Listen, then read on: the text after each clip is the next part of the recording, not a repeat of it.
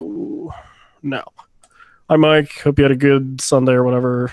We should talk about this while we're recording, I guess. Do we want this to go Monday?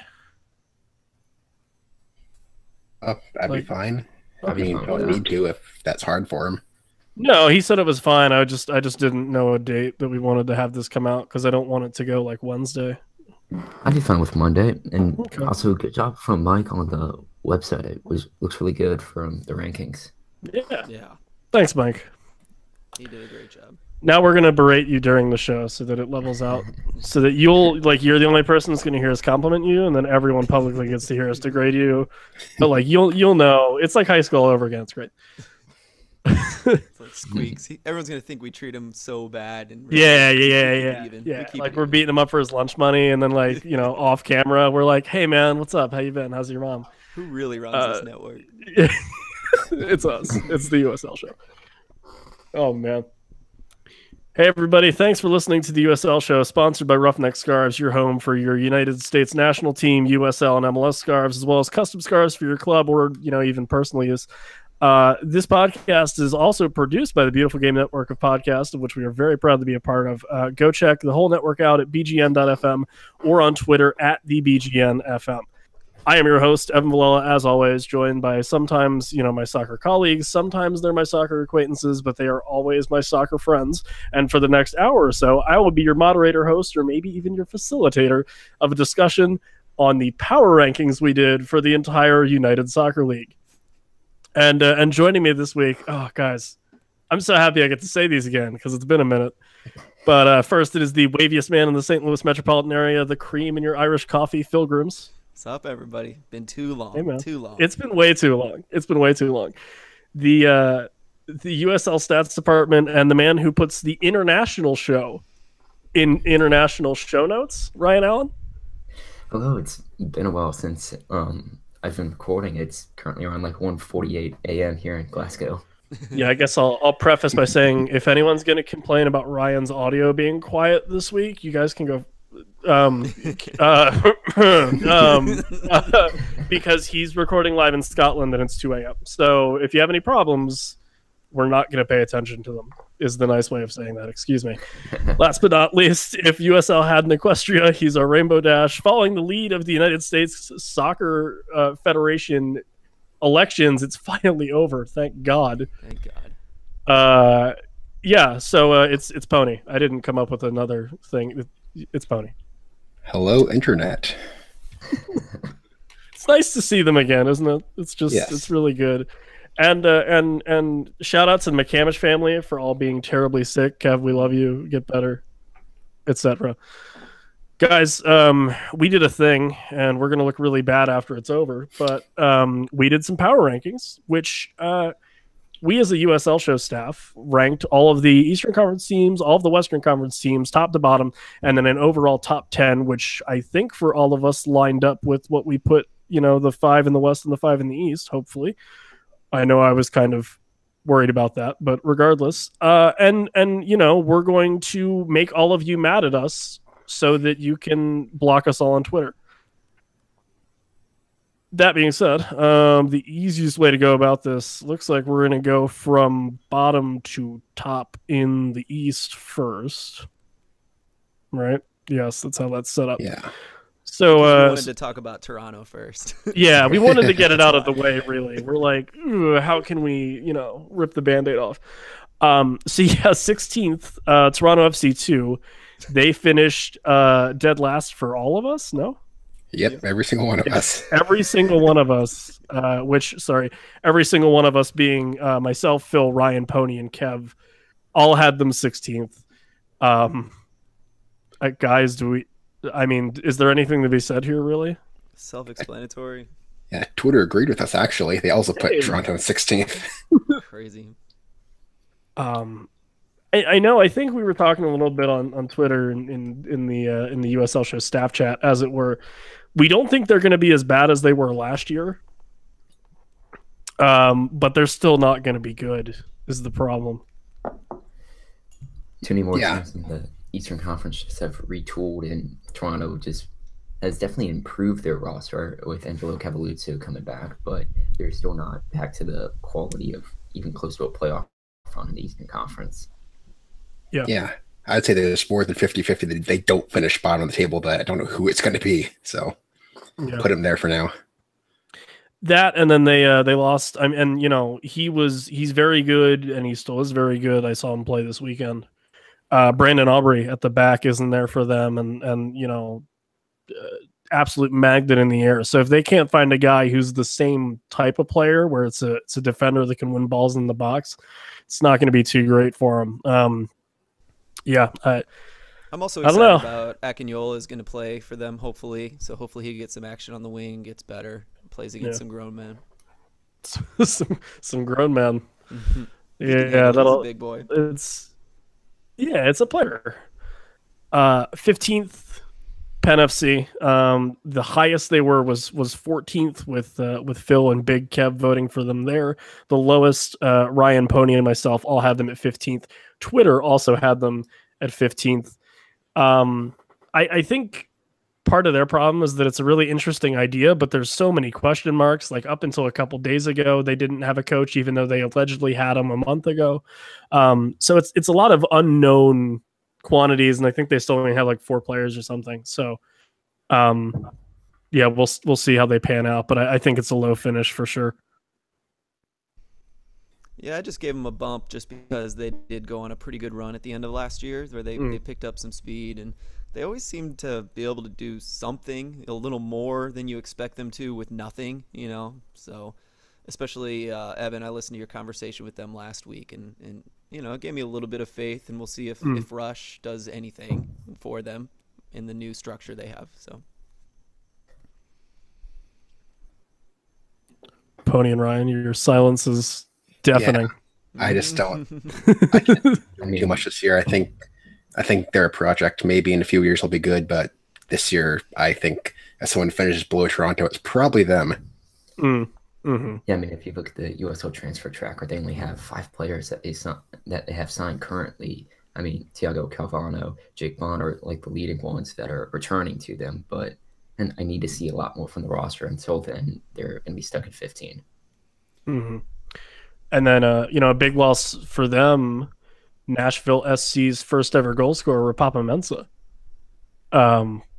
Leaving that club or whatever that weirdness was with his loan, and they flipped him over to Nashville.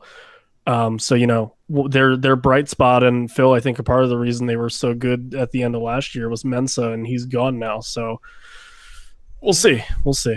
I'm going to talk about him when we talk about Nashville, because I think I'll be put on the spot with them, and so Fair. Yeah, I'll save that for a little bit. But I guess my question that maybe leads us to the next team for everyone is, do you think they're better or worse than the Kickers, who they finished higher than last year?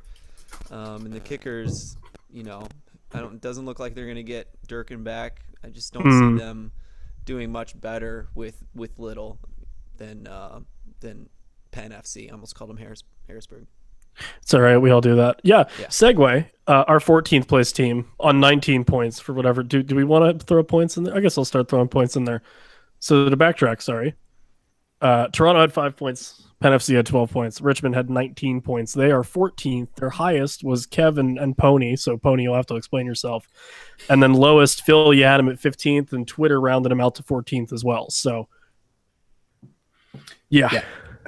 I just don't think they could be as bad as they were last year, even though at some points they weren't horrible. They had some good play near the end of the season. And when a team is historically strong, I have a hard time thinking the management or players or coach really will allow 2 absolutely horrible seasons in a row. Granted, I don't think they'll be good. They're not going to be a playoff team by any means, but I think they should edge out at least a couple teams who are more likely to completely fall apart than Richmond is. And let's not forget, their defense wasn't too bad last year. They had 36 goals allowed, but that was one of the lowest ones, and they actually ended up being one of the best defenses in the East. So I think they could right the ship a little bit. If they make the playoffs, I'm shocked, but they're not going to be second to last again. It's a good shout, though. Yeah, I mean, if you look at all the players that are returning this year, the ones that stick out to me, it's like Braden Troy or Yuda Amira. Will Yambi on the back line. And then they also signed Hevio Cordoves from Charleston Battery, who was second on the team in goals behind Romario Williams. And they also got Austin Yearwood from the Charlotte Independence. I just don't think they've retooled enough to be much higher than 14th at the moment. Mm-hmm. And then 13th with 23 points, the Ottawa Fury. Phill, you had them at 8th, and I don't know what you're on about. You know what I'm on about? I'm on about I would love to know. Popovich. Nikola Popovich, who was the coach of Swope Park Rangers and has been everywhere. The scary part might be that he doesn't seem to stick anywhere longer than a year or two. Mm-hmm. But, you know, he's been under just so many different players or teams in Europe, Benfica B, he's been to Qatar, UAE. He's just been everywhere and has experienced a lot of different coaches and coaching styles. And, you know, I got to go to that final against OKC, and it was cool to watch him coaching up. Oh, gosh, I'm going to forget his name, but the right winger for Swope that was the USL Rookie of the Year when he was playing for maybe Portland. I'm blanking on his name, but it was cool to see him coach him up, it's a guy who's a raw talent, and I think he's going to do well for Ottawa. I think it was a really good find and a bit of a diamond in a rough in the USL. And I also think in the USL, I'm gonna go against this from time to time, but I really think a coach might be almost better, more important than your roster. If you get a decent roster, your coach, I think, can take you the rest of the way. So that's the only reason I put them up as high as I did, which was pretty damn high. Right. I know someone was talking on Twitter about why we have them so low, and they're wondering why. To me, they have won one of their last 12 games to end the season. And they drew 8 of those, so they could break either way pretty easily. I think they're in a spot where if they just regress a little bit, they could be one of the worst teams by far in the entire league. But if they could average maybe half a goal a game better overall, they could sneak into the playoffs at the bottom end. But I think the East has improved so much. Even if they make a small step forward, they're not going to change much from where they were last year, which was not the greatest team. They mostly just need scorers, I think. If they could get a couple people who could score goals, they'll be a threat. But I'm not sure they have really managed to make those sort of moves yet. Yeah, well, they were best when they had Dos Santos, right? Yeah. True. So, case in point. Ryan, were you going to say something? Sorry. I mean, I was just looking at the players that they lost to transfer market this year, and you look at Tucker Hume, Lance Rosenboom, and Ramon Martin Del Campo. Those are all like very crucial to their starting 11 last year, and I feel like it'll be hard to kind of replicate what they did, particularly Lance Rosenboom and Tucker Hume, who they lost to Tampa Bay and Nashville, respectively. Yeah, I had him 14th as well, and I think it's one of those things where, not to just repeat what Pony said, I don't know if it's so much that they got, drastically worse, other than the rest of the teams in the East got a lot better, or, Atlanta United 2 coming in kind of throws a wrench in the things. And it's not that I don't think they can be a team that's going to be in that kind of 10 to 13 spot, because I do.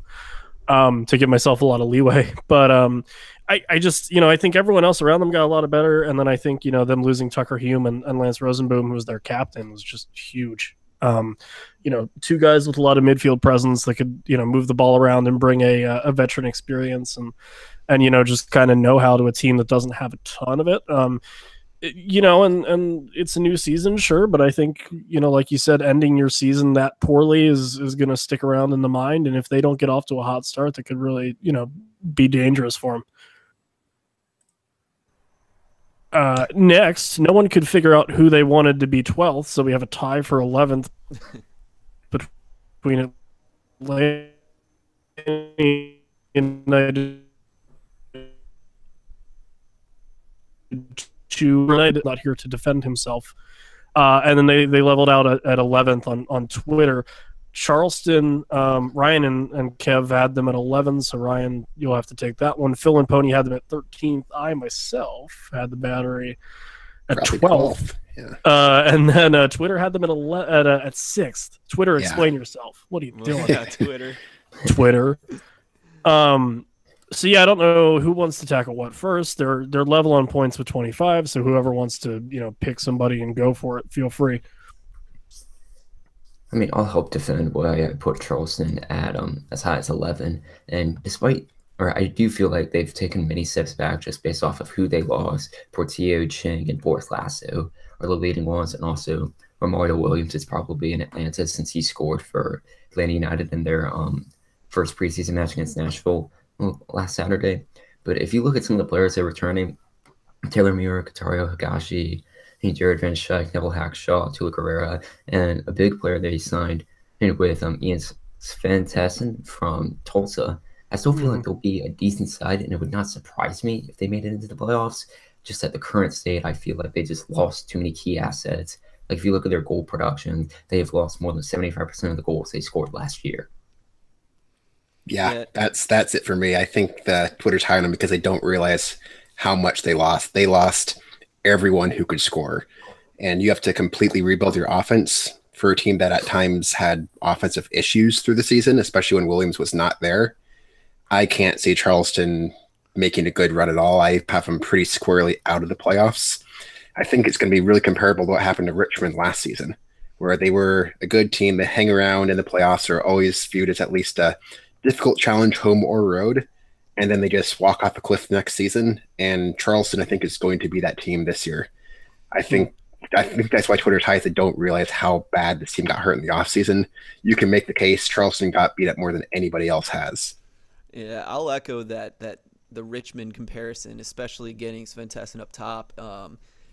It just feels like they were just so successful with what they were doing last year, and I loved it. I went on and on and on about it, and Romario Williams really helps, and it made sense to do that system with him in place. But they're not going to be able to do that with Sven Tessin. Maybe it'll look a little bit like when Cordovas was up top for them, perhaps, and Higashi can fill that role on the left wing. But it's going to change, and I think a little bit of it's going to take away. It's going to be like kind of games where it could swing either way. If the ball falls right, they could win, kind of thing. And that's where I would compare them to Richmond. So I could see that coach coaching them up and doing it right somehow. And I'm excited to see what he'll do this year. But I see them being better next year rather than this year. Yeah. And then for Atlanta United too, I guess I'll speak to it. They could make the playoffs. Honestly, I think that Atlanta United as a team, and if they get their academy off the ground and everything, they have a lot of talent. They have way too many goalkeepers that are good in Hildebrandt and Kahn, and not that we'll see Brad Guzan, but Brad Guzan's there. And then, they have guys like Romario Williams, who we don't know where he's going to factor in yet because we're not sure if Atlanta's in the market for a striker or not. If they don't bring anyone in, and I think if he keeps playing as well as he did, Ryan, like you said, he scored against Nashville, and if he can prove that he can score on a consistent basis, I think they keep him up with the first team. But if not, he's playing back for the 10 stripes or whatever, and he'll bang in some goals. And even the USL guys that they brought in, like Joseph Samuel, I think was a good pick. Just some other guys that have professional experience. They're a fringe playoff team. And I think 11 is just kind of where I felt comfortable putting them based on who's above them and some other moves that got made. Again, this is a lot stronger of an Eastern Conference than I think we've seen, in a long time. At least in the last couple of years, and at least since this league started to take itself and other people started to take it a little more seriously. And I think Atlanta's gonna be a nice little spot right at home in a really packed, last couple spots in the Eastern Conference. Yeah, they could land absolutely anywhere. Just about, you think, right? Yeah. I mean, I don't see them being terrible, but no. I think the ceiling is higher than the floor is low. Right. I see them as like New York Red Bulls first year they came in, that type of potential where I would have no problem at all believing they finished 6th place and no problem believing they finished like 14th place. But I'm high on them because I think they're in that pack of teams, so I don't think they're going to be in the playoffs. But if one of them makes a run, it's Atlanta. And if anyone worries me more about Bethlehem maybe slipping in or out of the playoffs, I think Atlanta could be that team that maybe knocks them out depending on how things go. Listen, the last 2 years we've had wonderful, last game of the year, Orlando City B nonsense going on. And I'm not saying it would be better if that was, Atlanta United too, but I would at least feel better about myself. So 100%. Okay, I'll take it. Ryan, thoughts on on one of the new kids in the East? I mean, I would guess I'd have to say with Atlanta United too, it'll be interesting at least how the academy will feed into it. I know Andrew Carlton had his first MLS minutes last year. I was actually at that Houston Dynamo match, and he nearly scored immediately off of coming onto the pitch.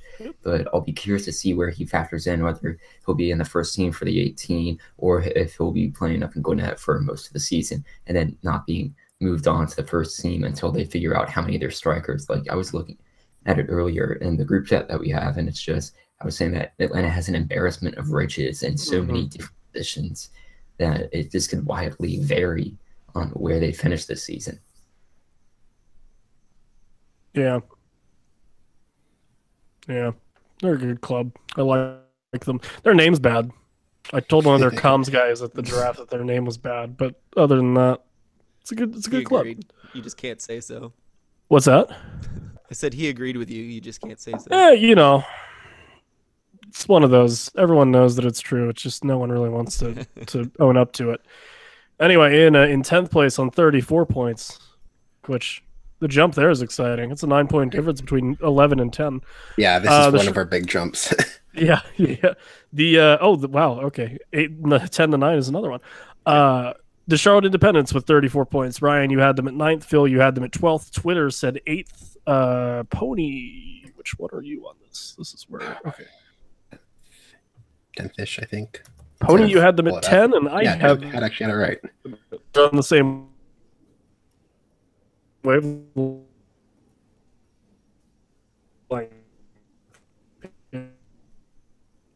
It's still Ryan, did you leave the country and then do this? Is that why? No, I was actually looking at basically their roster. I mean, they're returning both Martinez brothers. Jorge Herrera's coming back. And I feel confident for their attack. I mean, yes, they lost their goalkeeper, Cody Mycel, to the Tampa Bay Rowdies this offseason, but I still feel like they're going to be that French playoff team. They'll definitely take a step back, or it'll just be, I mean, I can't recall how many times we'll say this on air, that the rest of the conference is getting stronger and some teams aren't keeping up with the pace, but I still feel like with the attack that they have, they could very well sneak their way into 7th or 8th in the Eastern Conference. Yeah, and don't forget they got Brandon Miller, what was goalkeeper of the year or something like that 3 years ago, something like that. Granted, he was with the Rhinos, so we'll see if he brings back that Bob Lilly form and brings it to the Independents and lives up to his predecessor a little bit. But I had him low. I'm a little bit scared. I'm really scared for Charlotte Independence fans because Enzo is trialing with the Rapids. Yeah, I was gonna say if you didn't bring that up or if no one brought it up, Enzo Martinez was with the Rapids today. He's there. He's still there. He hasn't been sent home yet, and that is a bad sign for Charlotte. Valesky was sent home from Minnesota already, so he's probably doing a good job there, and if they don't get him back, that's a huge hit. And also 2 years ago, if I'm not mistaken, or maybe it was 3 years ago, Charlotte was one of those beat up on teams, the teams that everyone was beating. They were losing constantly, so they did lose a lot of players, and I think maybe that's been hanging in the back of my head along with the Enzo thing. So that's kind of what I was thinking. Maybe they'll have an off year, kind of like Charleston. Mm-hmm. Yeah, Charlotte's one of those teams. Which one will show up? They're a team that could be great or very, very undisciplined, get pointless red cards, and lose to Toronto. Charlotte fans know what team I'm talking about.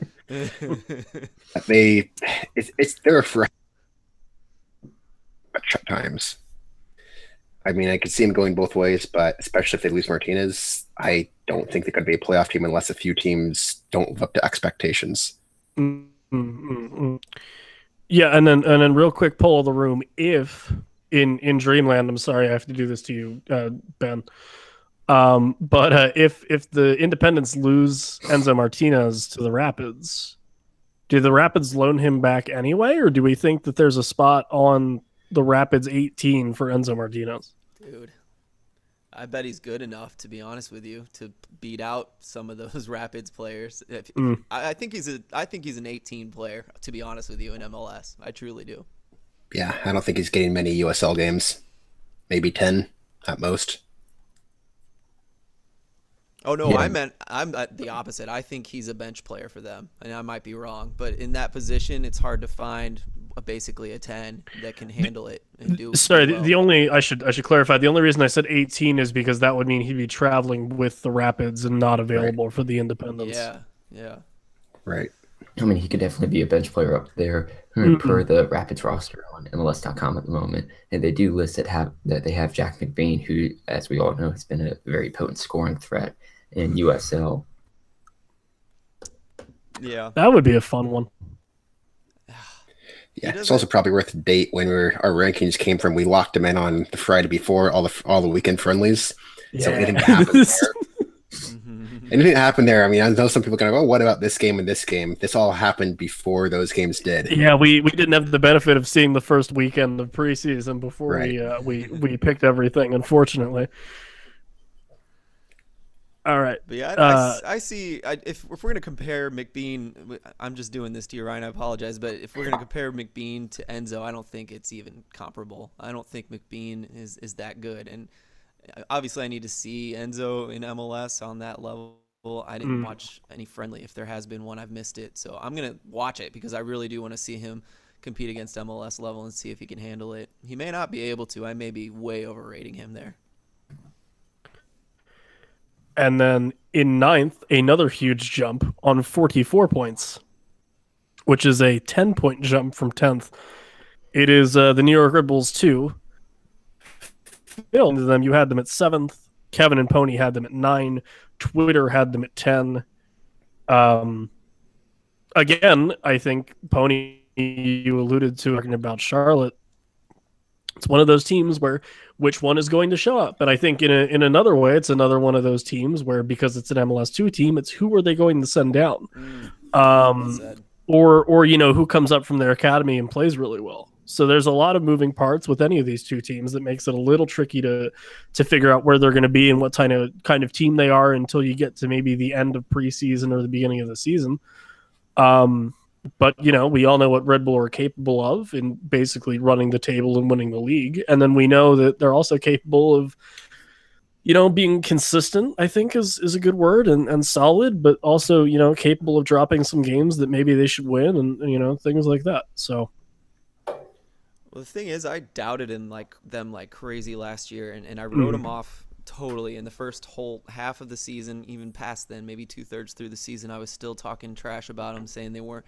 Even after they won a couple in a row, I was like, nah, they're gonna even back up and stop doing well. And all they made the playoffs, and I think there's just something to Red Bull too. They play with the senior team. They train with the senior team, and I think the coaches just know how to take a group of players that have a certain qualities about them and coach them up in that system. And the system still works so far in USL. So I'm not going to write them off. I think they'll jump into the playoffs again this year or better. It's just so hard to tell with New York. They are way up and down. The year they won it all, they had a good defense. Last year, I think they gave up more goals than the previous year by like the 12th game of the season. But they just have the potential just for offensive explosions and for defensive meltdowns. It's the thing where I think the teams are getting better again in the East, as we've said a few times, where I think they play so up and down. They'll need to have played up at the right time against the right teams and played down against teams that aren't good to have a chance to make a good run. I don't think they're good enough to be able to beat the Louisville, Tampa, Nashville, Cincinnati. I don't think they could beat them consistently.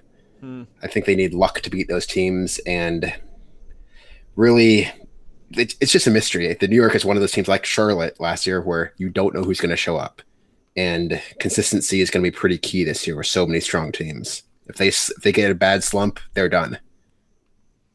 It's really interesting that they were bad defensively last year because so was the senior team. So it's interesting. Maybe we can watch the senior team and see where they lack players, and maybe it'll show us a little bit about the USL squad.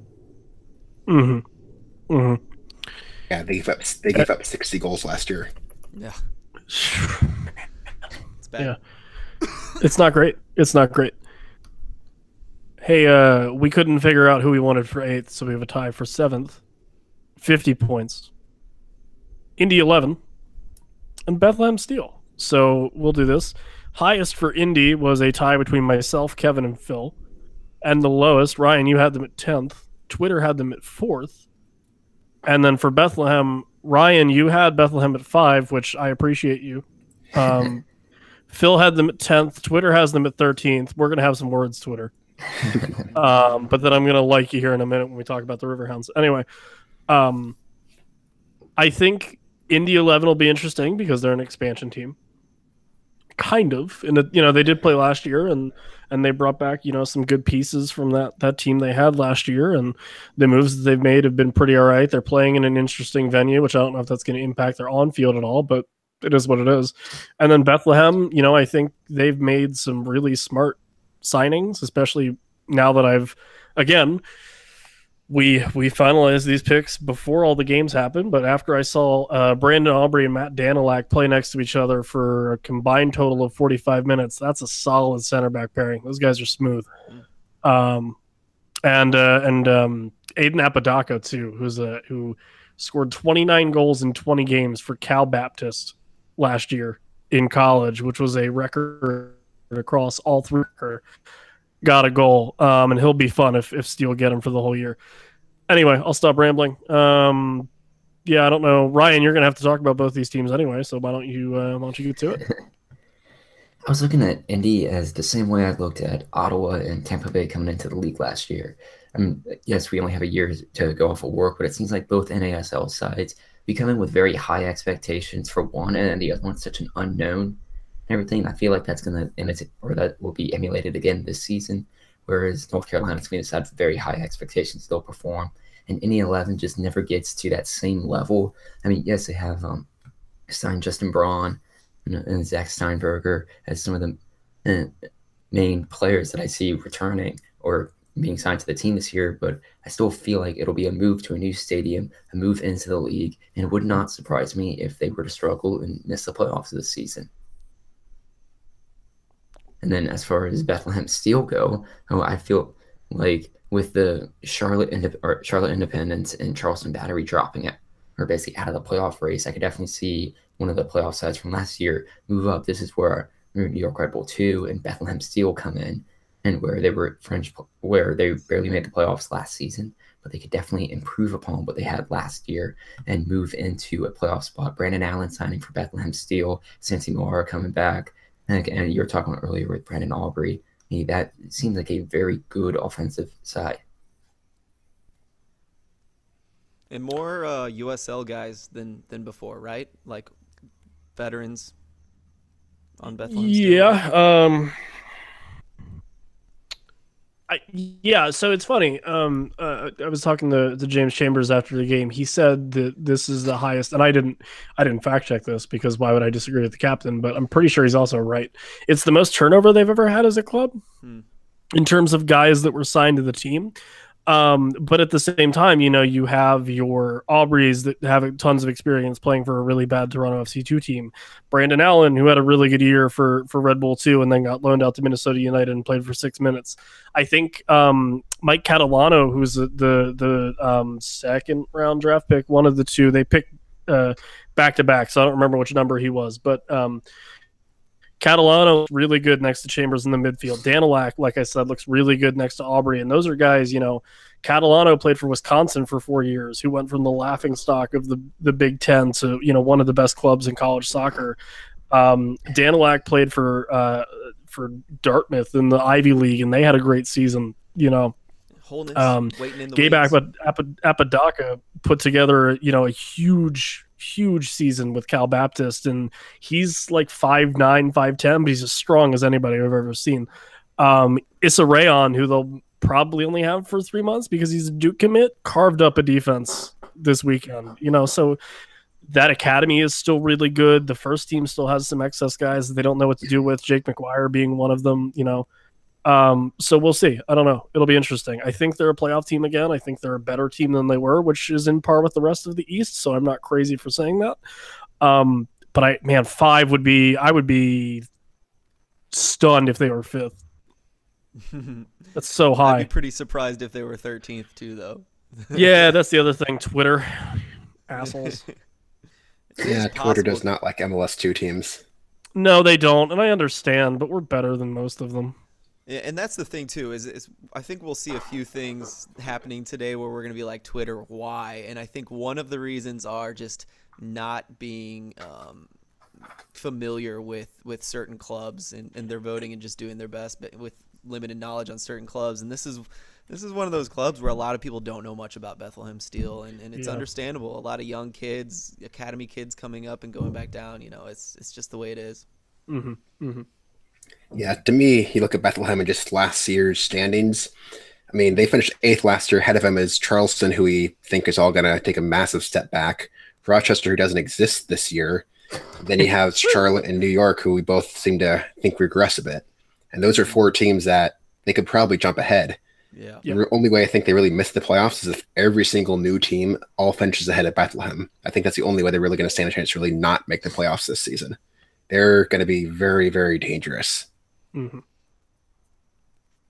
Great point. Appreciate everybody. Thank you. And then Indy 11.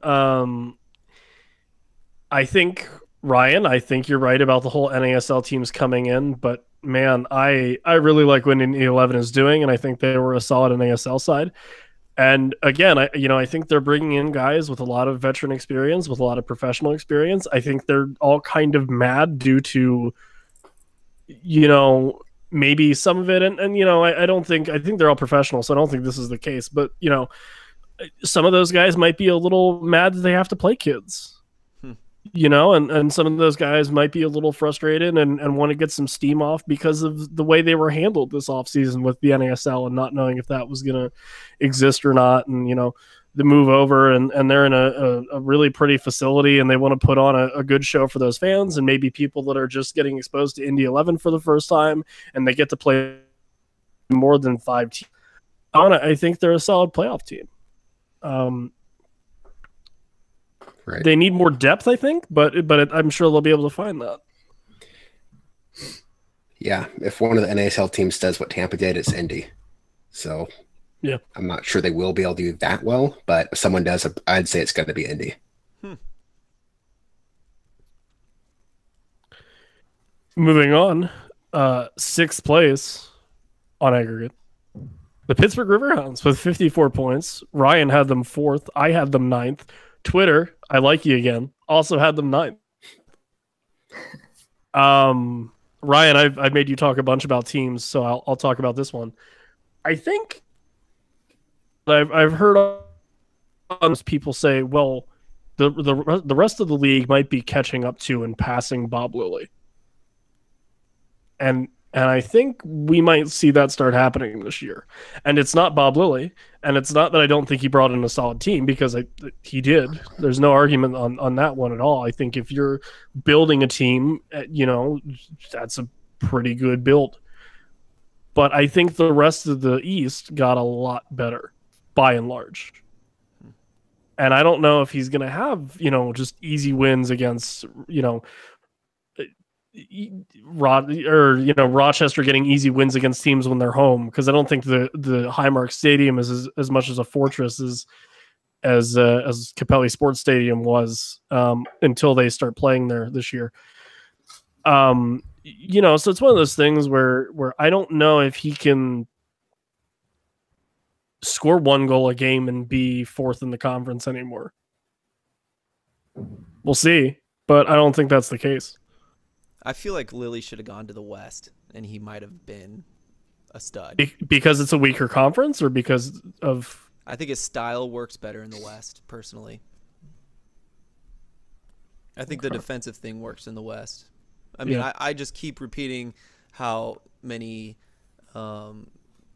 penalty kick games there were in the playoffs in the West, and Right. watching that OKC Swope Park game, it was just defensive as hell, and there weren't a lot of goals scored in the playoffs in general in the West. So I think he could do really well in the West, and if he loses his job in Pittsburgh for any reason, I think he should head straight to, I don't know, Orange County or something like Tulsa, that. I think baby. he could do really well. Yeah, hell yeah. Tulsa would be cool. Pony, Ryan, any thoughts on the Riverhounds? Ryan, you had them fourth. Is it a color scheme thing? Are you really excited for the new logo? I mean, if you look at the previous 2 seasons, Rochester has finished fourth, and they're, I mean, I dare say they'd be the Arsenal of USL, just always top 4 up until recently, and they play a very just low defensive style of play. I mean, if you look at the players that Pittsburgh has signed for this season, I mean, you bring back Chevin Walsh, Kay Banjo, Kevin Kerr, and then you have, from a first look, you have 6 Rochester players making the move into Pittsburgh. And Rochester were a playoff team last year. I feel like it's hard to overlook a team just because they don't exist anymore. So it would not surprise me if Pittsburgh were to miss the playoffs, but I still feel like they're bringing in a lot of the right pieces from Rochester and just replicating it in Pittsburgh. Right. I kind of agree with Ryan. I think they're going to make the playoffs. Lily Ball is still Lily Ball, even with just 1 goal a game they're allowing on average. They'll sneak in somewhere between probably 5th or 6th, maybe down to 7th if they get unlucky. Could hit 4th, who knows? And they'll be a really tough and dangerous out. They'll be a team you have to score on and just lock down. It'll be beat Rochester 1-0 to get them out of the playoffs. I just call them Rochester again because what's the difference at this point, Yeah. What if their logo that they're coming out with next week is just a rhino? May as well. Change them to green, too. Yeah. 5th in the standings. 57 points, 3-point difference. Not a lot. North Carolina FC, the former Railhawks. Ryan had them. Ryan had the highest they were was 4th. Excuse me. The lowest they were, Pony, you had them 8th. Twitter has them aggregate at 5th. Yeah, Pony, what's up? Why don't you like North Carolina? Is it a logo thing? Do you not like? To me, it kind of, again, going to what I said, I see Indy is more likely doing what Tampa did. I think if someone does what Ottawa did, it'll be North Carolina. I mean, I don't think they're going to be bad. I think they're going to be a borderline playoff team. I mean, but I can't see them making a great run. And I think their floor is such that I leave them in 8th. Again, that's not bad. I mean, that is still technically playoffs, but I have a harder time seeing them be the team that at the end of the season we could go, oh, wow, they came in and took the USL by storm. I'm weird. I see them as the opposite, but is it a player personnel thing that makes you feel that way about them? Because they were 3rd seed in the NASL playoffs with some really good teams, so I kind of viewed them as coming in and being the Cosmos more so. So is it, like I said, is it a personnel thing or is it just a playing style thing? I mean, I had Indy and North Carolina right next to each other in my rankings. Indy was my number 7 team. It's just one where I can't. They're both hard for me to get a read on because we saw what a good NASL transfer did in Tampa, what a bad one did in Ottawa, and I don't know NASL well enough to really be able to pick out the strongest traits that make one do good and one does bad. I could be completely wrong and end up with North Carolina ends up being the 3 seed and we have Indy crash out down in 12th. But just kind of, it's almost like a gut feeling. I think Indy, I like their players a little bit more, but these teams are pretty interchangeable for me. I think at one point I had North Carolina above Indy and then switched it back at another point. It's hard for me to really get a good read on.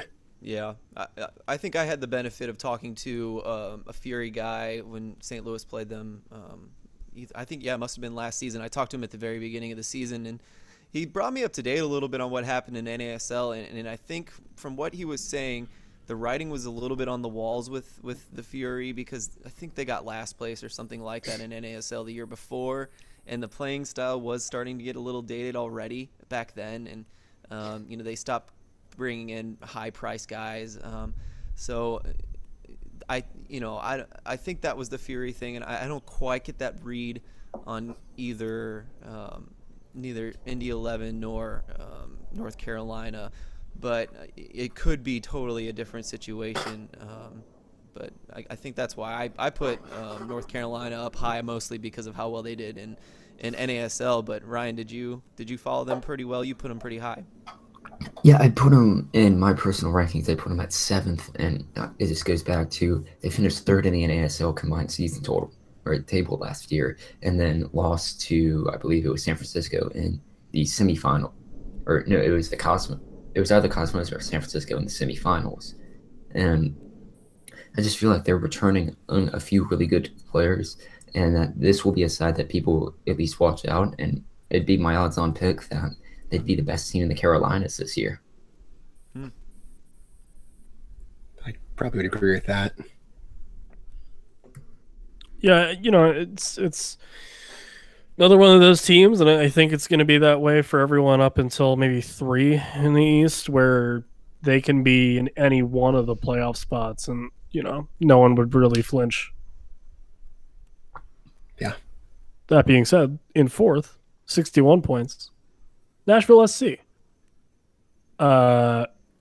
Myself, Big Kev and Pony had them at 3rd. Phill, you have them at 9th, which is weird. Twitter has them at 7th.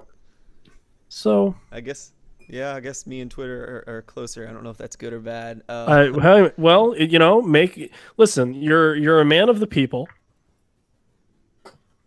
I hope so. I think my biggest worry is their attack, really, and maybe they plan on being super defensive. Granted, from what I read from Golden Goal today in prep for this episode, because I think I expected to be lowest on Nashville, and I wanted to be a little bit prepared. Apparently, those wingbacks were pushing pretty high against an MLS squad, so they probably don't intend to necessarily sit back with 5 in the back.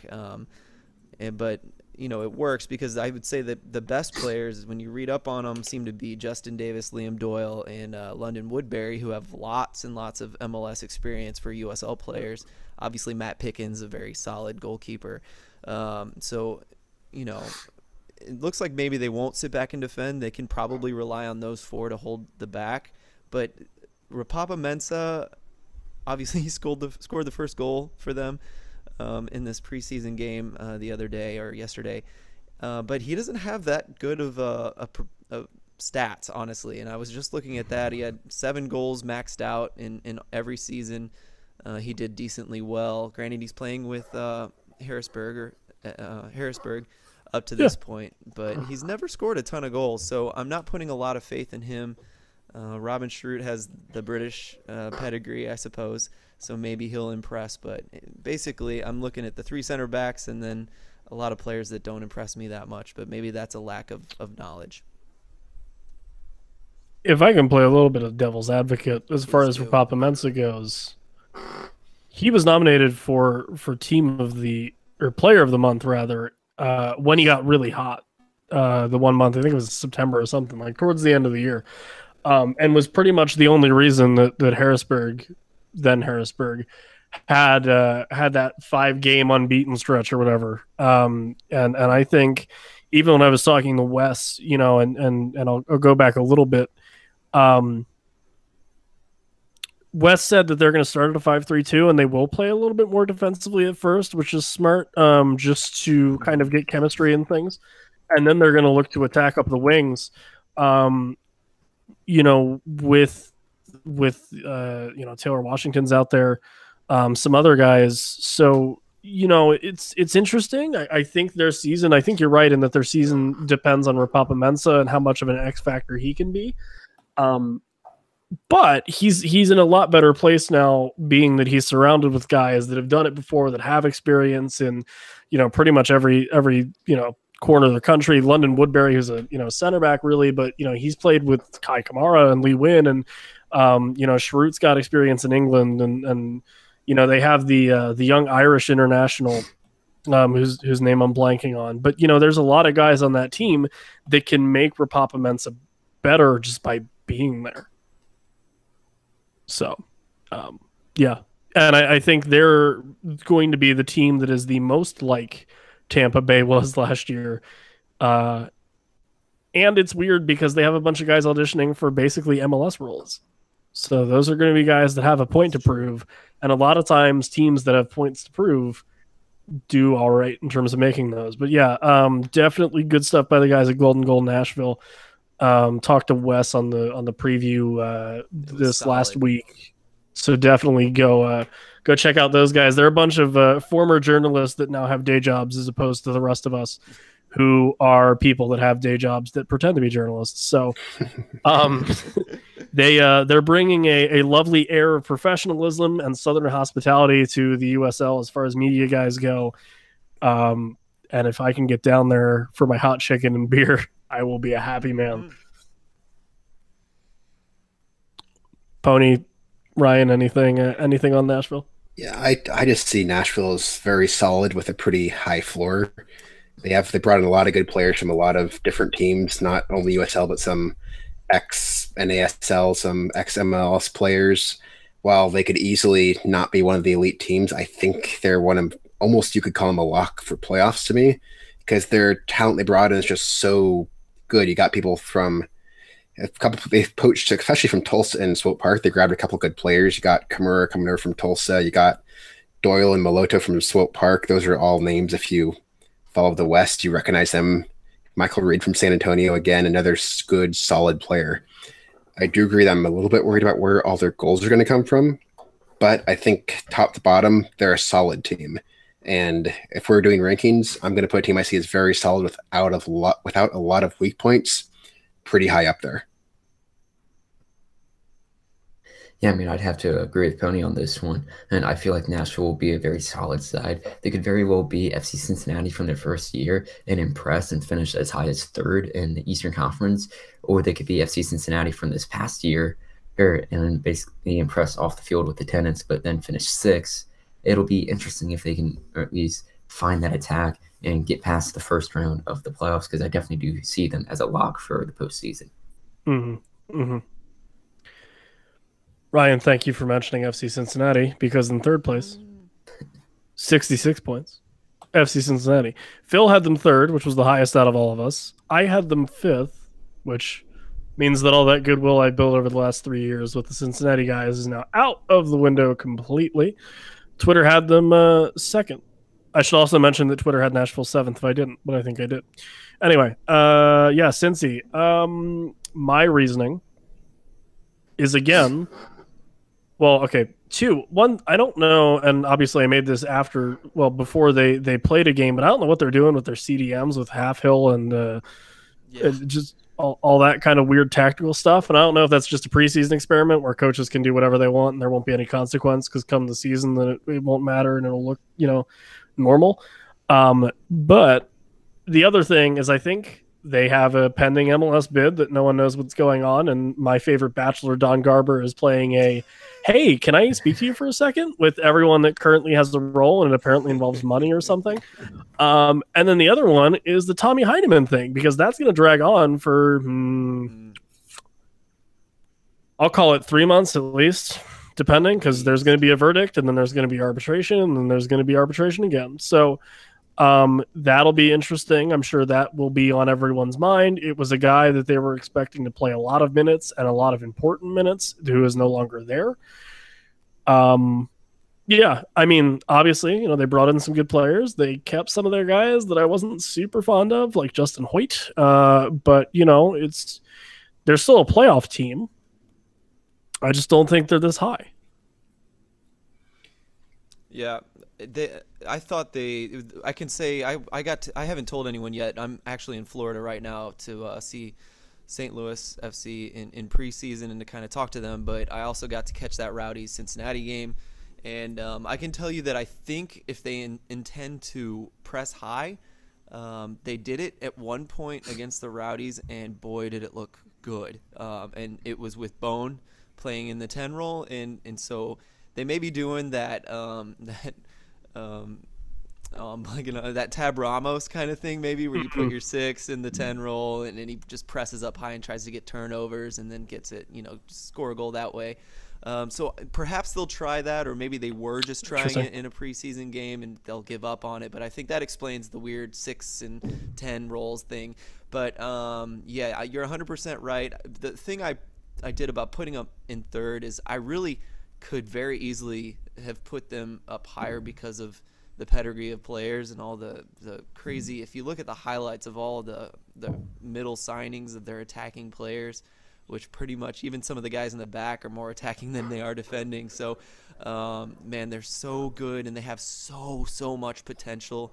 I think they could easily get first place, but they didn't look too good against Tampa Bay. It's way too early to talk about it too seriously, but they didn't look too good the other day. They did win the game. They Tampa Bay kind of blinked and they let a guy in and didn't defend well early in the season. But for the most part, Tampa Bay looked a lot better, playing kind of prettier soccer, and Cincinnati being really physical for it being February.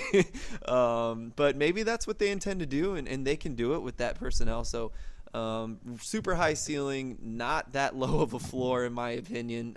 They could go much higher than third, and even though I'm the highest, I stand by that pretty solid.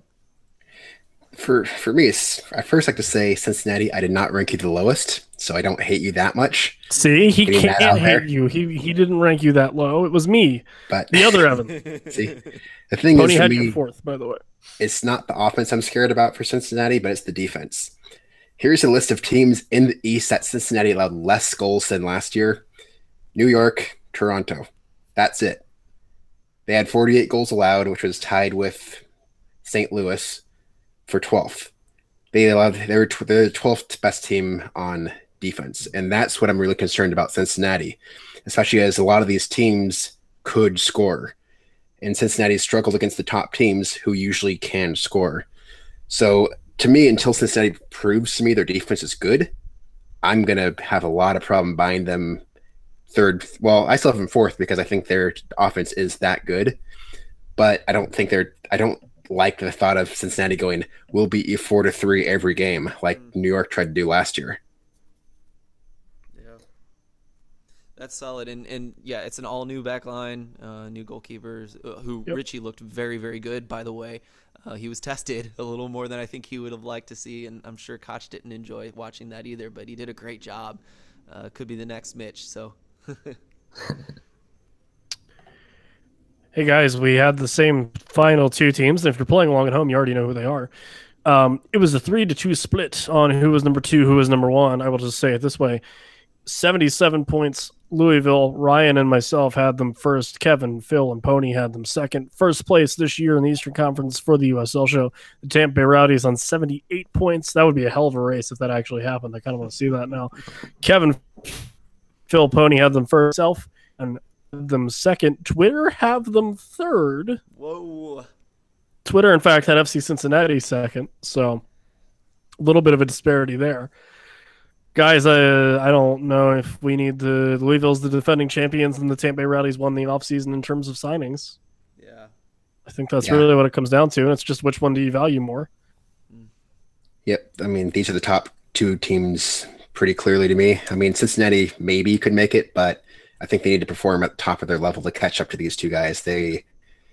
Louisville crushed it last season, even though they kind of stayed the same a lot this offseason. And we know staying the same could catch up to you in a bad way quickly in the USL.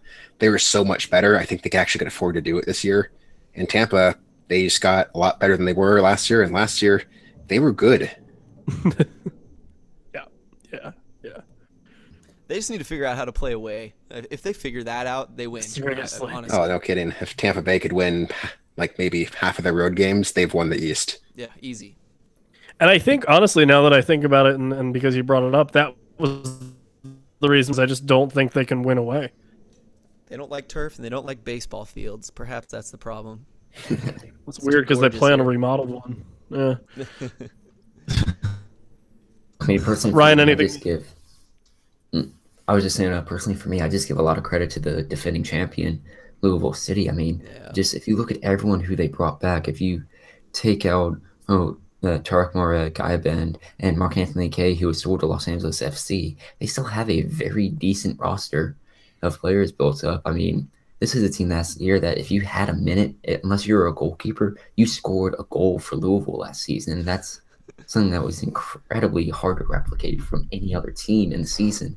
I mean, as far as you looking at Tampa, I still feel like they'll be a very top side. They won't be third like they were last year. I definitely think they'll be up to 2. I mean, you bring back Akira Fitzgerald, Joe Cole, Marcel Schaefer, then you sign Johan Groff, Junior Flanagan, Horstroff is coming back. I still feel like Tampa is going to be a very dangerous team to watch out for again. They looked so good yesterday, and Marcel Schaefer is just a little bit too good for this league. He is ridiculous. He's my MVP of the league next year. I'm just going to call it right now. He deserves it. He probably deserved it last year, to be honest with you. I mean, he was just destroying the crosses, and it was crazy. In the second half, they put in a trialist up top, and right underneath him was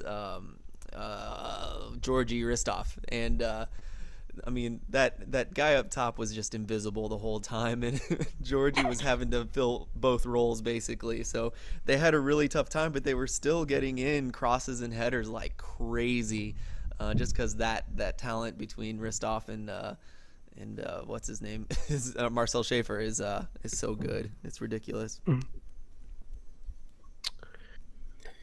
Hey guys, before we move on to the West, I'd like to talk to you about those really hot Nigerian kids that just came out for the World Cup. Oh, they're good. They're really good, right? Love They're them. awesome. You know where you can find those, by the way, for purchase? SoccerLoco.com. You're damn right you can find them at SoccerLoco.com. Did you like that? That was good, right? That was good. Perfect. Now, before disclaimer, please, this is going to sound weird. Don't just go to SoccerLoco.com because we're an affiliate with them. So what happens? Go to the USLshow.com, click the Soccer Loco, and if you're thinking to yourself like I did, you're a white boy with red hair. You can't wear green with really loud white and black stripes. That's okay. It's okay. It's great. It's fine. You know, say you want that really cool Kevin De Bruyne kit to celebrate him, destroying the world this weekend, or maybe you want to, celebrate Alexis Sanchez moving to Manchester United, that UEFA Champions League spot. Perhaps you want a DeAndre Yedlin kit because you really like him but don't want to buy an American men's national team jersey because, well, you don't like Carlos Cordeiro and we're not making the World Cup anyway. So that being said, there's a blue logo. It says Soccer Loco. Click on that guy and shop away. We'll get a cut of that money. And they are good folks. Good folks. I talked to DK at the United Soccer Convention. We had a great time. Some Howler guys were there. It was a good time. So support our friends out there at Soccer Loco, based out of lovely San Diego, California, and help the show out a little bit. Okay. We also have Patreon, patreon.com/the USL Show. I'll say y'all names now, so that way you know you're special. I wrote them down. Zach Dyke, Aaron Gunyon, Chris Carnes, Brandon Hill, unused subs, and Evan, you're still on there. Oh yeah. So you know. Okay. Yeah. Paying for the privilege. Figured I didn't really have another way to tell you, so there you go. You're there. Good to know. But hey, for those other guys that aren't Pony, we appreciate you. Thanks for giving us the money, financially supporting the podcast. You totally don't have to do that, but you do. You should all have your stickers. If you don't, DM us on Twitter. I don't really get email notifications when things happen. I also don't have your email addresses or your actual addresses, rather, if you were already a Patreon. So hit us up with those, and we'll send you out stickers if you don't have them. If you already have them, I'll know. So don't try me again. Anyway, hey guys, we did the same thing for the Western Conference. Same idea, 17 teams, 17 points for first place, 1 point if you're 17th place, and then we came up with a table. That being said, in 17th, it was the Portland Timbers 2. Kev had them 15th. He's 6th, so he prepared a statement. The rest of us had them at 17th. Let me read you what Kev said. In the words of Big Kev. So it is written, so it shall be done. Gotta find it. Hold on. I like it. You can also mention that I have T2 higher than everybody else because they couldn't possibly be that bad again. And if first team uses T2 correctly, they could actually be pretty good and fun to watch. Zero expectations that T2 make playoffs, though. No way. The old how could it be worse argument. Yeah, it can't get any worse. It has to get better from here, from Big Kev McCamish. Guys, are we all just in agreement that they're the Toronto FC2 of the West and we can just move on with our lives? Mm-hmm. They're more likely to bounce back, but yes. Ryan? I think it'll be an interesting race for Wooden Spoon between them and Toronto. Can we give them a trophy? Does that mean? Yes, No, but also yes. Okay, great. What do we want? What do we call it? The battle of who could care less? Is this where we're going to send the paper bag? Yeah, this is where we're going to send them a paper bag. No. I know. flaming poop paper bag. No, on their that's like a doorstep. biohazard and weird. I don't want to get off a on the little wrong gross, foot with a those little gross. guys. What if we give them like a signed 8x10 of Caleb Porter? Okay, great. We'll do that. In 16th place on 10 points, the Seattle Sounders 2. Pony, you had them 15th. Kev had them 17th, probably due to animosity and personal grudges. Twitter had them 16th. Yeah, well, they've never finished worse than 12th. And, until this year? Well, maybe until this year, but they made the playoffs in 2015, 2016, 2017, both finished 12th. I don't think they're going to drop more. They're still always have some talent there. They'll put stuff together. They're not going to make the playoffs, but they're not going to be at the bottom either. They're going to be in that happy middle ground of playoff irrelevant, but yet not dumpster fire. It's good to be in the West. It's very good to be in the West. In 15th, the Los Angeles Galaxy 2, Los Dos, if you will, 16 points. Decent jump from 16 to 15 in the West, I guess. Pony, you had them 13th. Kevin had them 16th, probably due to personal animosity and grudges, or maybe he just doesn't like Landon Donovan a whole lot or something. Twitter had them 15th, which is where we have them. I just like their academy more than Sounders or Timbers, so they're here. Yeah. Totally. Last year they just did a massive implosion of what they used to be. They were always a playoff relevant team up until last year.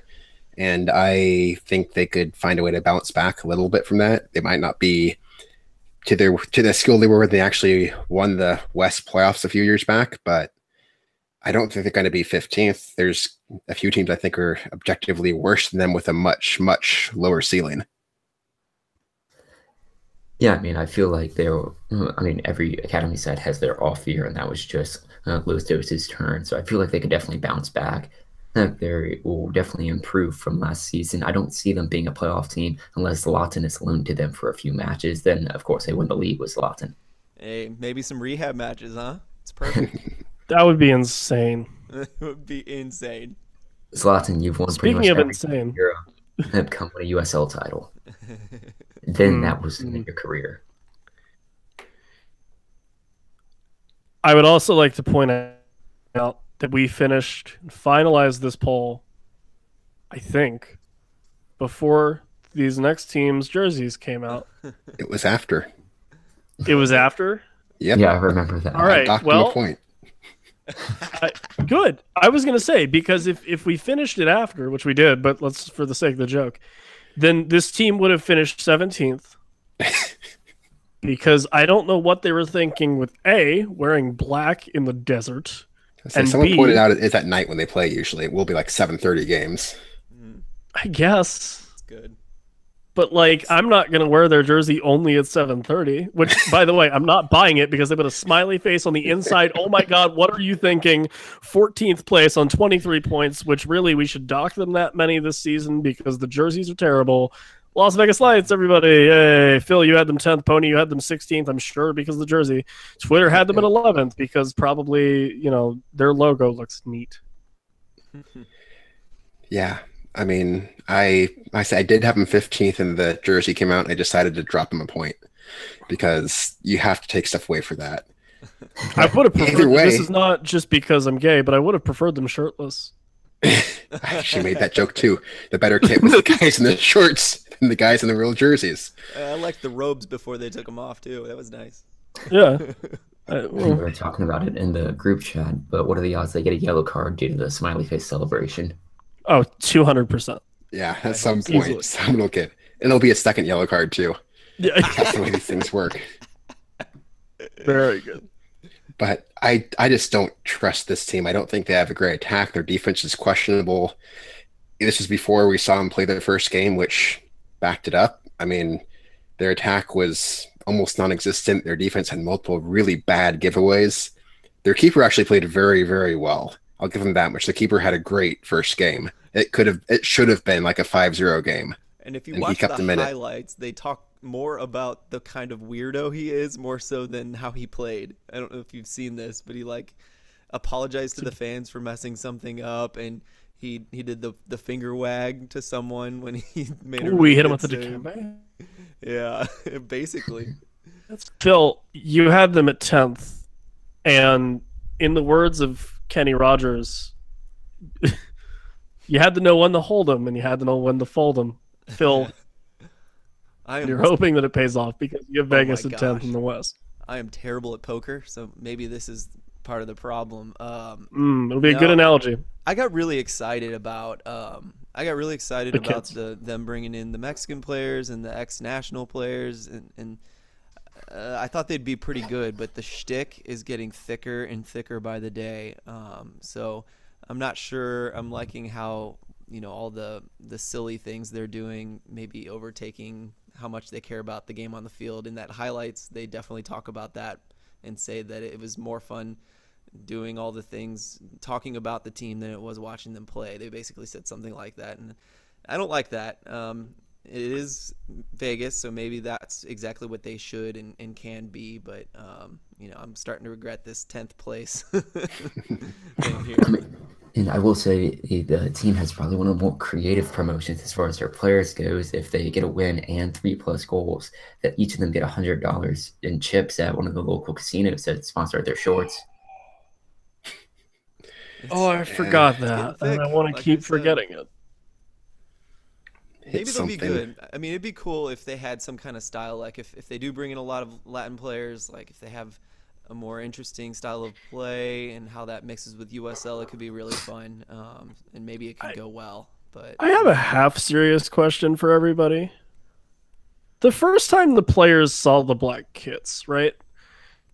Do you think someone at the club went, and then and then they're like, well, why? Because to my knowledge, no other team has put anything on the inside of their kit. So they'd be like, oh, yeah, turn it inside out. It's really cool. And they'll be like, well, it should just be, like a, different color of what's underneath because it's... And then they see a smiley face. Like, what's your initial reaction upon seeing a underside of a jersey other than, why am I here? Where's my agent? I don't know. I do know from... excited. I do know from the Columbus Crew when they had their For Columbus kits a few years ago, on the underside of their patch, they had an outline of what their old patch was from 1996 up until the rebrand. So I don't believe they're the first team to have something on the underneath of their shirt. Probably to this extent, they are the one that have the largest imprint underneath the shirt. Pony, I get the feeling that I'm going to be what you are to Cincinnati to Las Vegas. And I don't know how I feel about that. Oh, that's really hard because I'm really, really low on Las Vegas. I think we're both going to be on that one. Okay, that's fine. There's enough room on the anti-hype bus for both of us. It'll be a fun road trip. It would be. It would be. Our friend of the show, Carson Merck, had a great time out there.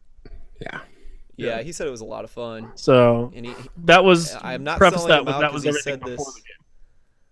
Well, and I'm not selling him out. He said this before when we were talking to him. I think he said it publicly, but he said he liked the kids. So I'm talking to him this week.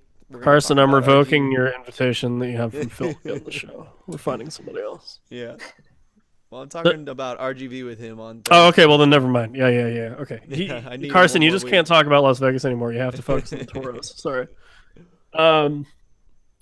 Hey, 13th place, 27 points. Tulsa Roughnecks. Phill, you had them 11th. Myself and Pony had them 14th. Twitter had them at 10th, so I think Roger made a bot and voted a bunch. No, they used to be the whipping boys of the West. Yeah, no, they're not going to be. That'll be Vegas. I just feel like they figured something out last year by moving. I think they moved the coach up to a technical director role and got a different coach who seemed to do really well. And the Chicago relationship seems to be very beneficial to them. And so I think maybe they just figured out a formula to not be in the bottom half of the table, or if they are, they're close to the middle. So I think they'll pretty easily get 11th, no matter who they have right now, which isn't bad. I think they lost their best 5 players on the offseason. That's they're up there with Charleston for the team who had the worst offseason in my book. And I don't think they're going to be as bad as they were a couple years back when they were basically the Toronto or Portland or whatever you want to say it is. but I don't think they're going to have a great season this year. They've lost too many critical pieces. Yeah, I mean, I'd have to echo what Pony says in that they're just not the same team. I feel like they'll be one of the sides that'll drop out of a playoff spot like they were in last year. Yeah. 12. Carson, you'll have to tell us how wrong we are, or maybe not, or whatever, on Phil's preview. Rio Grande Valley Toros, 30 points. Kev and Pony both had them 11th. Phil had them 14th. Ryan and I, not, in between the two. The lowest was 14th. Twitter has them at 13th. Yeah, Pony? Yeah, this is, again, the area of the table where it's just the teams to me that are going to be okay. They're not going to be bad. They're not going to be great. And I'm kind of just trying to figure out who has the highest upside. I think they have more upside than a couple teams, but not many. They're not going to be at the bottom of the table. They're probably not going to be in the playoffs. Finishing around there, they'll be a team that could easily trip up someone fighting for the playoffs late. But I think they're just going to be more of what we saw last year, where they're okay, they're not good. And I miss the Rio Grande Valley that was really good in their first year. I missed that team. That was a fun team. I'd like them back. Phil, you put the Toros, which is lower than literally anybody. Yeah, they just don't. You don't know much about them right now. This was the hardest team for me in the West to take a guess on. I really just didn't know, and so I'm excited to find out more on Thursday. If I'm wrong on them, so be it. I just wasn't sure where to put them. They didn't have many players. They've never been amazing since that first year, or they haven't been amazing since that first year. So there they are, 14th.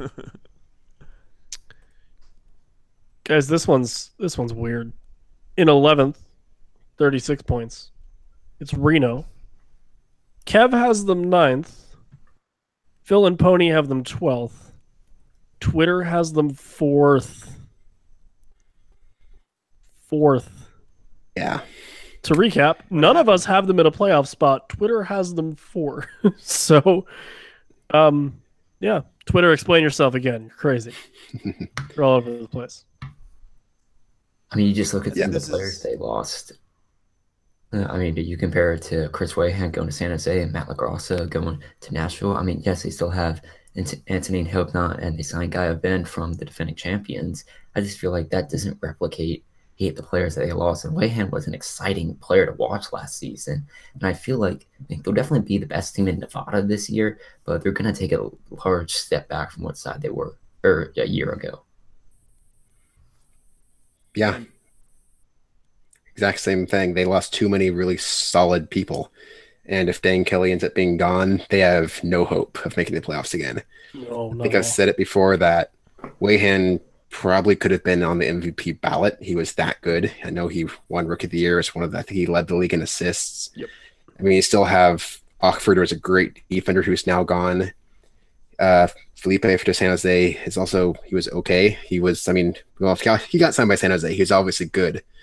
I mean, they lost a lot of strong players, and without getting good loans, preferably those exact same players back on loan from San Jose, I think they're going to really struggle this year. Yeah, I was going to say this season really, really revolves around replacing Dane Kelly, and if they can get those guys on loan back to them, that is huge. And I mean, honestly, getting those guys back on loan alone could halfway fix it, if not get them almost all the way there. Especially if they could pick up a good striker.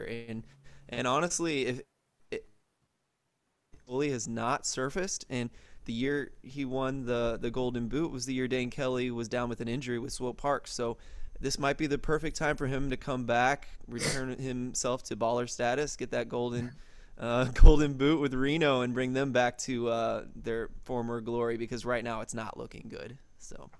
Yeah, I mean, you look at the players they had on their first team and second team all USL last year.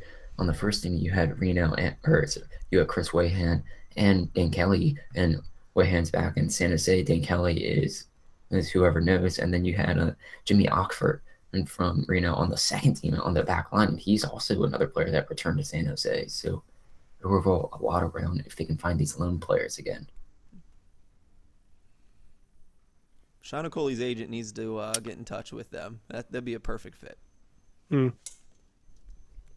I'll do it. I'll take the cut. Good. 10th place, 41 points, Orange County SC. Phill Pony had them at 9th. Ryan has them at 11th. Twitter has them at 14th. Yeah. They made a good run when they had a few of the St. Louis FC players from last year who were some of our shining players, good hardworking guys that were pretty talented. So I think that gave me a bit of a bump with them because they seemed to kind of figure things out, and they dealt with a lot of injuries last year, more than most teams. So I think they'll do a little bit better than last year, but not crazy better. So yeah, they're with me with RGV and a team who's going to be upcoming here shortly as the ones who are in that kind of gray area of they could make the playoffs, but I don't think they will. And Orange County, I think, just has the most potential to out of them. These are teams that have a ceiling of 6th, but maybe a floor of around 12th. It's that type of club where it's just a matter of how much you really want to buy into what they've put on the field. So yeah, Orange County has just done okay for themselves. Mm-hmm. It's really hard to tell at this point. We shall see. We shall see. 8th place, or no, sorry, I'm losing my mind. 9th place, Colorado Springs Switchbacks and 49 points. I had them the highest at 7th. Pody had them the lowest at 10th. They rounded out on Twitter at 9th. Real quick, I just, one of two teams that I think is going to have a decent year that most people don't, and obviously, Jamal Jack is a big get for them. I think that's a really big deal, really solid defender, and in a Western Conference where I think a lot of the, just outside of the playoff maybe, where it's you don't really know a whole lot about them and it's kind of a crapshoot. Jamal Jack is a guy that kind of stands out as a guy that can at least steal you a draw. They did finish 9th last year, so on aggregate we have them where they were. But I don't know. I think they sneak into the playoffs this year. Sorry, go ahead. Talking to Mark Turner from Backchat, he kind of let us know a little bit that 2 years ago they were looking pretty good. They had a crazy good run in the early part of the season, if I'm not mistaken, and they fell off last year when I think they tried to play prettier soccer. And there's just a place where if they can just defend really well and play and get a lot of those wins at home, where they have a distinct advantage at altitude. And hopefully I think they just go back to that blue-collar style of soccer. And I think they'll do better this year, but if they don't, I think they're going to continue to fall like they did. Yeah, they're in that same pool for me as I was talking about just a bit ago. They've taken a few hits. They lost Arguerta, they lost Freighter, looks like they've lost Phillips, and those are 3 very talented players for him. And while they kept a lot of good players too, I haven't seen them bring in, I think, enough players to replace those 3 in particular who were pretty key components of the Switchbacks last year. The one player, they returned Luke Vercolone this season, but the one player I'm most excited about seeing is Tobena Uzo, who they signed from the PDO South Atlantic Division regular season champion, Myrtle Beach Mutiny. In his 14 appearances last year, he had 13 goals and was easily one of the strongest PDO players. And that was with signing him immediately after the playoffs in the July transfer window. So I feel like if he can get enough time on the pitch, he could easily light up the Western Conference. That's cool. I remember seeing him play when he was up in Wilmington, and he was basically electric and like the focal point of the Mutiny's attack. It's a good shout. Someone to watch for. 8th place, 50 points. Fresno, Pony, you had them 5th. Kevin had them 13th, only to have them out of the top 8. Twitter had them 12th, so Pony, another chance to make some friends here. Yeah, Fresno, I see right now they're still missing a couple pieces. Their defense and forwards aren't quite where I'd like them to be, but I think this team has a lot of potential because their midfield is going to be very, very, very good. They got Kaffa from Tulsa, who again, top 10 player, I think, overall last year in the entire USL. Got Aguirre from Colorado Springs, another very talented midfielder. They got Barrera from Sacramento, who's another very, very good chance-created midfielder. I think if they could build around those 3, they could be a very, very dangerous team in the West. I'm maybe looking a little bit too far forward with them, but I think they're started off on the right foot, and with a couple more good signings, they will be one of the better teams out in the entire league, possibly. Yeah, I view them as like the Nashville of the West, where they put together a really talented squad, a good start, and I think they could be a very dangerous team, but it could go both ways for sure. That's why I didn't put them too high, but I like the way it started, just like you, Pony. Twitter, do you just not like foxes? Is that what it is? I think it's afraid of new things. It's new things. They just don't like it's fair. It's like my parents. They just don't like new things. 7th place, 52 points, Sacramento Republic. I had them 4th.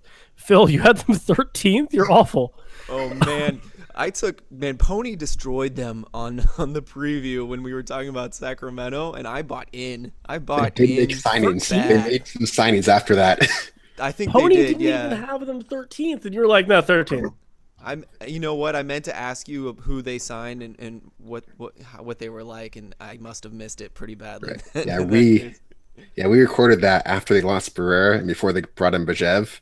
Yeah, and that makes a lot of sense of why they got rid of Barrera when the player they brought in from loan from Portland for about half the season and did a good job actually got signed the next week.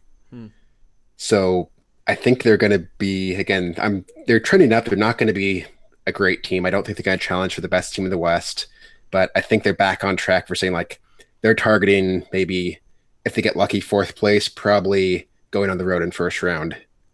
But yeah, if Bajev was not on the team, I think I moved him up from 9th or 10th once they signed him. Bajev really just kind of turned around the team from last season, and you guys were able to upset Real Monarchs in the first round of the basically Supporter Shield winner and off of PK. So I feel like 4th is definitely the ceiling, but a borderline playoff side is more likely. Yeah, I'm actually really excited to see what their coach can do. Not a lot of New Zealanders coaching in America. Jobs and Coach Elliott. Him and the Rapids coach, right? Believe, yeah. But Elliott's got plenty of U.S. experience. 122 caps for the Galaxy, 59 for Columbus, 15 for the Quakes in 2009. Has 69, which is a nice number for New Zealand. Thank you, Ryan, for your pity laugh. I appreciate it. So yeah, 4th might be a little high, but I'm all right with them. They're a playoff team for sure. I think 6th place, 60 points. We all said 6th place. Oklahoma City Energy. Twitter had them at 8th. Again, it's a playoff team. Yeah, Twitter ruined it. Damn it, Twitter. Guys, thoughts on OKC? I mean, it's OKC. I mean, this is kind of their bread and butter. They're a good, solid team. They're not going to really light it up. They consistently do well when it comes to playoffs. They decide to show up when the playoffs start every season more than normal, but I think they're looking at the same Oklahoma City. The big worry. They kind of sit pat. So, yeah, we'll see what they can do without Nielsen. Yeah.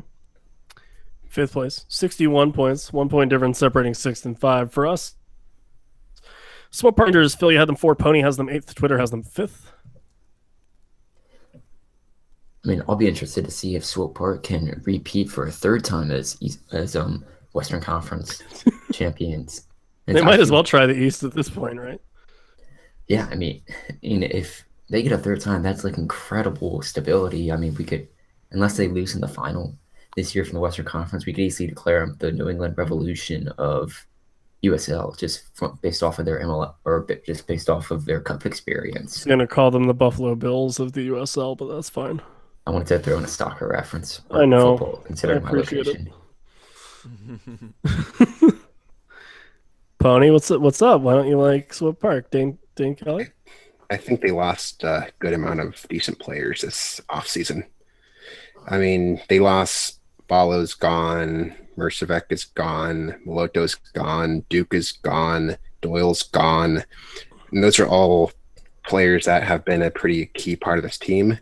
I think they easily can build back up and replace them and become a playoff relevant. They're going to finish 4th place and somehow never play a road game in the playoffs again team.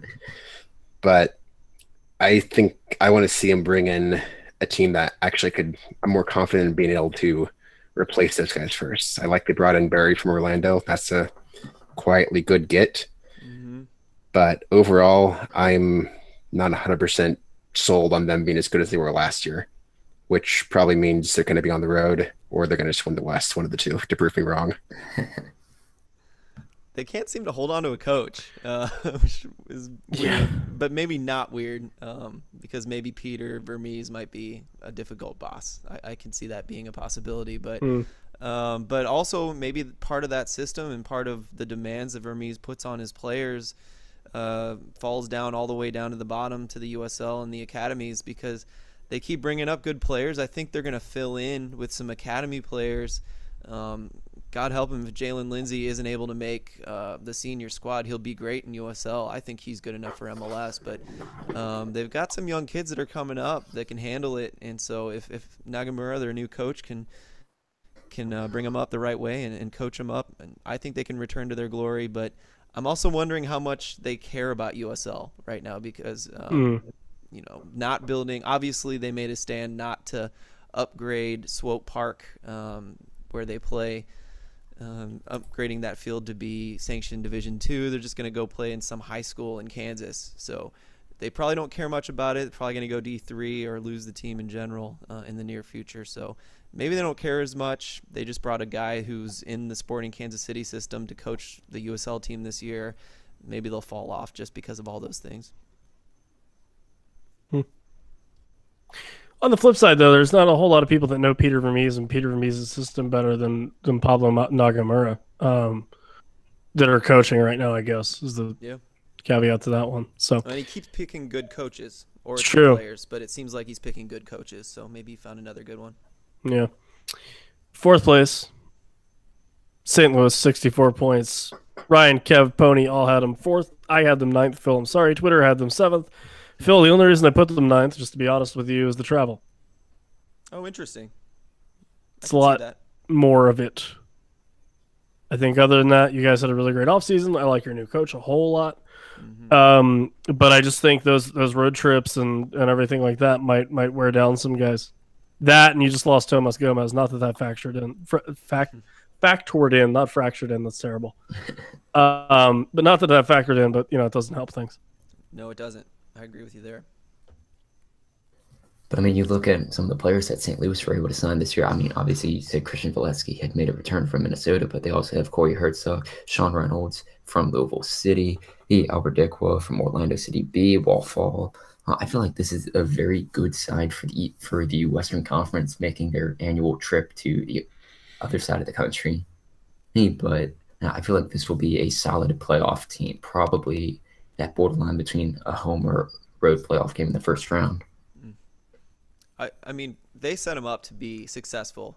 It's all up to Anthony Poulos now to bring them together and make them perform, and be able to perform with OCB's goalkeeper and an academy kid backing him up for 3 to 4 months rather, while Tomas Gomez comes back. So we'll see how it goes. I actually have a lot of faith in. I'm sorry, I'm so bad with names, but I don't remember the OCB's goalkeeper's name, but he is a solid goalkeeper. I'm not too worried about him. I think he's going to do just fine in Tomas's absence. So as long as everything goes all right and he's set up to succeed, we'll see how he does.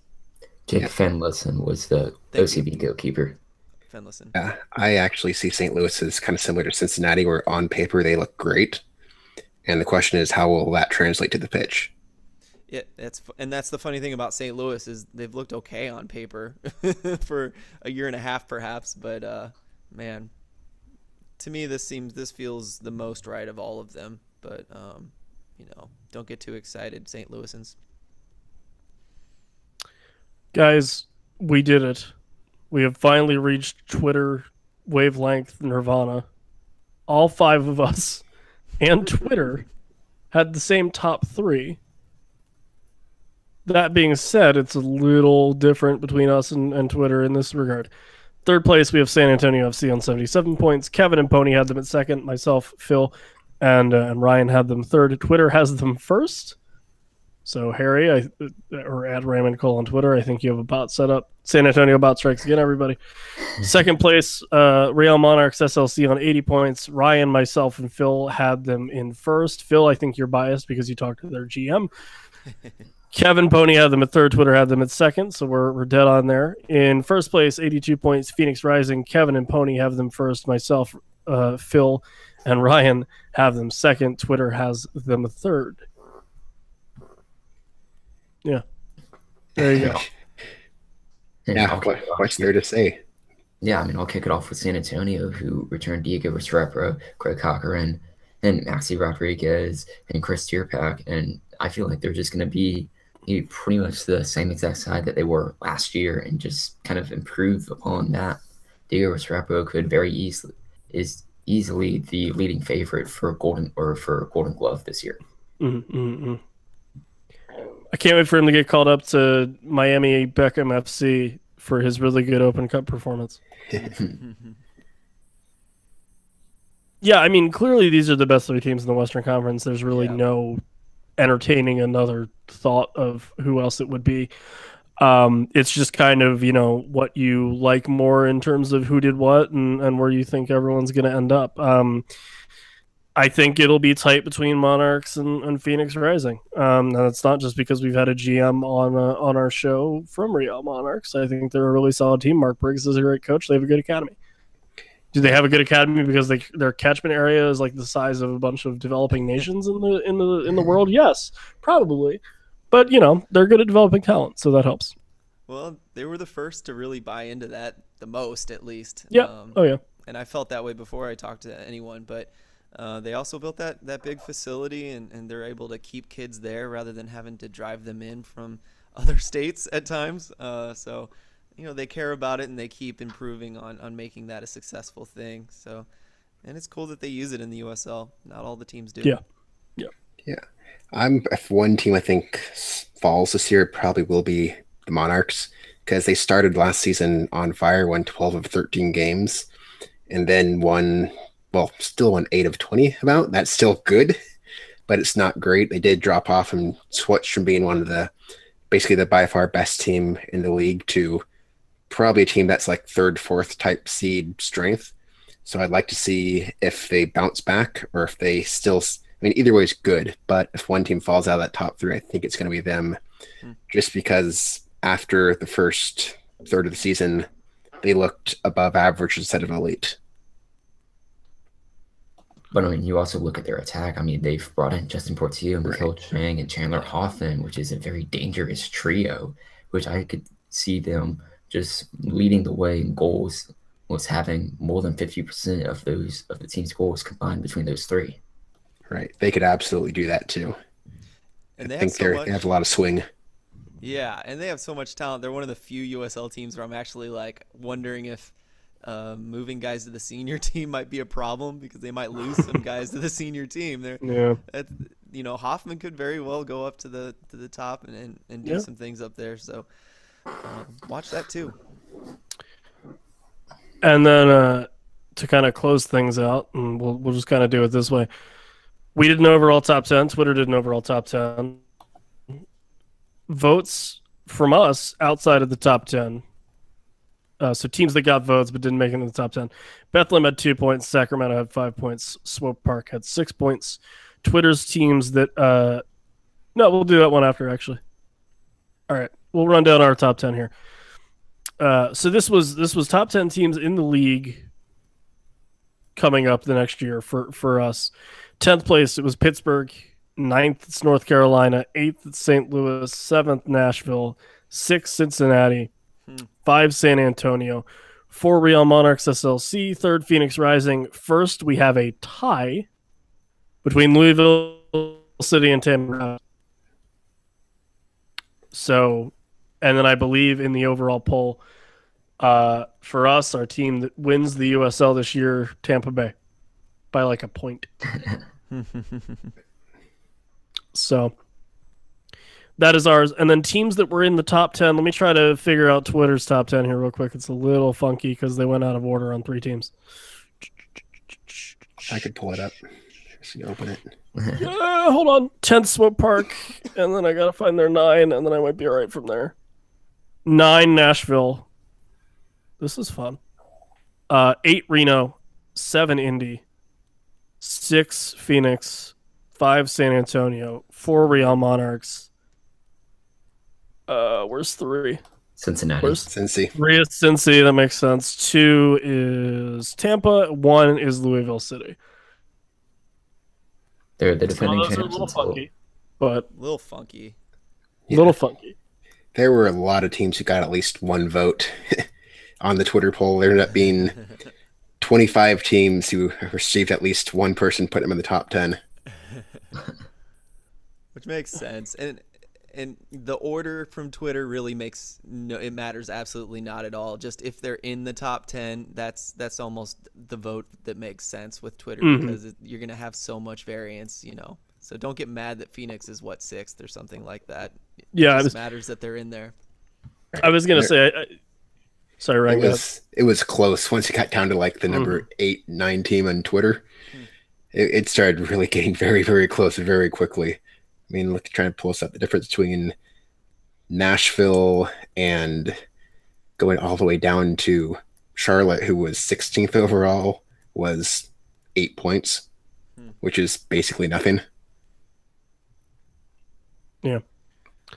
And, I think, too, at the same time, pretty much in a blind test, really, where you don't know anyone else's results. I mean, we all kind of knew each other's going in. But as far as Twitter goes, just that your team was able to make the top 10 for a lot of people that couldn't see each other's results is a good sign, for sure. Yeah, and there were some weird things that happened, but I really think overall, I think our listeners, or at least our Twitter followers, did a decent job. I think there were some weirdos out there for sure, and you expect that, but anything that was way off was just because a lot happened between last year and this year with the team for the most part. So listeners, I think you did all right. I think we aren't that far from each other on top of that. Pony, how many folks did we have vote on that one? Technically 44 entries were received. I threw out a couple of them because the person who submitted almost the identical poll 3 times in a row within about half an hour of each other and never put their name on it. Yeah, whoever did that. It's at least spread it out.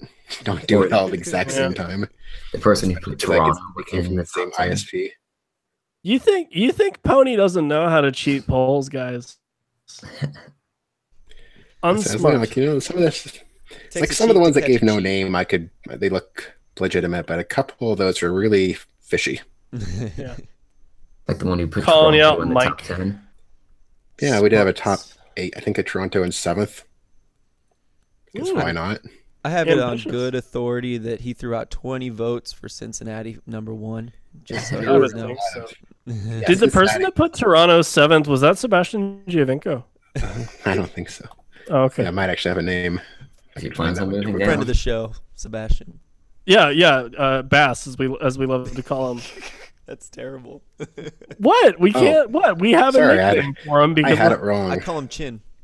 It wasn't 7th. It was 5th. Mike Hurst 21. All right. Yeah. Dwayne De Rosario's burner Twitter account right there, baby. That's a reference. Anyway, let's do Ryan, just so we can get you the hell out of here because it's 3 a.m. Where do people find you on Twitter, and what is the airport you'll be flying into when you go home? Bring it back. Unless you're not, damn it.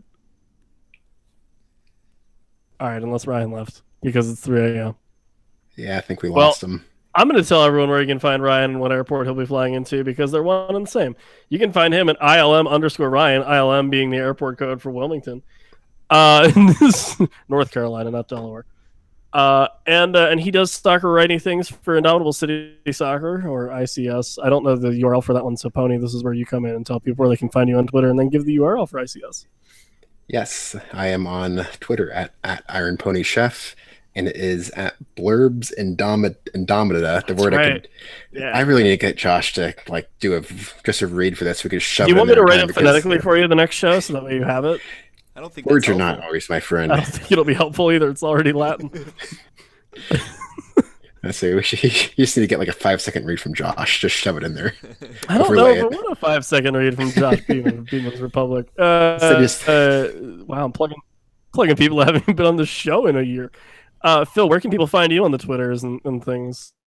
At STL Soccer Report or Phill Grooms, 2 L's, 2 O's. Hey, man, I like your new logo. It's great. Thanks, dude. Mike did a great job. You did a great job. Thank you, Mike. Yeah.